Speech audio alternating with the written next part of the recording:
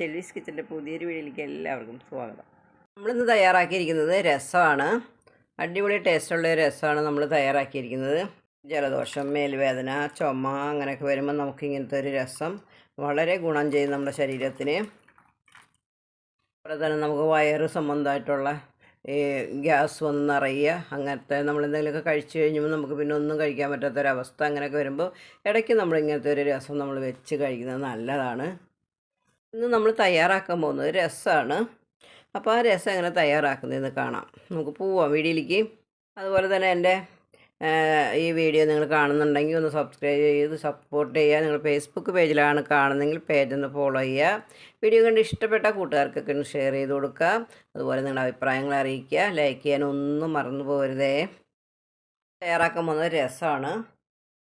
തയ്യാറാക്കാനായിട്ട് നമ്മൾ ഒരു 4 പച്ചമുളക്, കുറച്ച് വെളുത്തുള്ളി, ഒരു കഷ്ണം ഇഞ്ചി, ചുവന്നുള്ളി, ഇത് നമുക്കൊന്ന് ക്രഷ് ചെയ്തെടുക്കാം.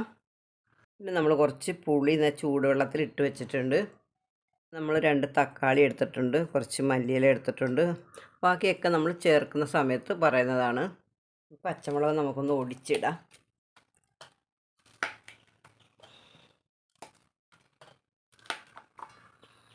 ഇട്ട് കൊടുക്കാം.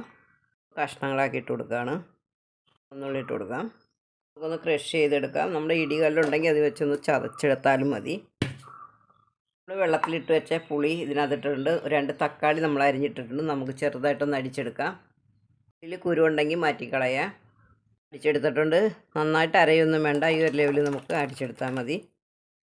കുറച്ച് കടുക് ഇട്ട് കൊടുക്കാം. വറ്റൽമുളക് ഇട്ട് കൊടുക്കാം. കറിവേപ്പില ഇട്ട് കൊടുക്കാം. ക്രഷ് ചെയ്ത് വെച്ചിരിക്കുന്നത് ഇട്ട് കൊടുക്കാം. മിക്സ് ചെയ്ത് കൊടുക്കാം. ഒന്ന് മുരിഞ്ഞ് വന്നിട്ടുണ്ട്. നമുക്കിനി ജീരകം ചേർത്ത് കൊടുക്കാം. ജീരകം നമ്മൾ ചതച്ച് വെച്ചിരിക്കുന്നത് നല്ല ജീരകമാണ്. അതിൻ്റെ പൊടി ചേർത്ത് കൊടുക്കാം. നമുക്ക് ചേർത്ത് കൊടുക്കാം. ഉലുവ വറുത്ത് പൊടിച്ചതാണ്, ചേർത്ത് കൊടുക്കാം. ഒന്ന് മിക്സ് ചെയ്ത് കൊടുക്കാം. കായം ചേർത്ത് കൊടുക്കാം. മണം വരുന്നുണ്ട്. നമ്മുടെ രസവും നല്ല സൂപ്പറാണ്. മുളക് പൊടി ചേർക്കുന്നില്ല. നമുക്കിനി ഈ വെള്ളം ഒഴിച്ചു കൊടുക്കാം, പുളിവെള്ളം.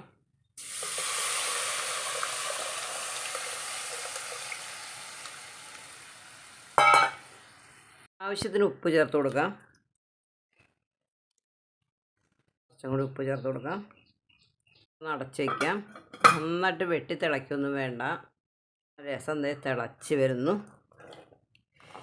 ഞാൻ സ്റ്റൗ ഓഫ് ചെയ്ത് കൊടുത്തിട്ടുണ്ട്. നമുക്കിനി ഉപ്പുണ്ടോ എന്ന് നോക്കാം. ഉപ്പുണ്ട് കേട്ടോ. മല്ലിയില ഇട്ട് കൊടുക്കാം. മല്ലിയില ഇട്ടാൽ നമ്മൾ രസത്തിന് സാമ്പാറിനൊക്കെ മല്ലിയില ഇടണം, എന്നാലേ അതിൻ്റെ ഒരു ടേസ്റ്റ് കിട്ടുള്ളൂ നമുക്ക്.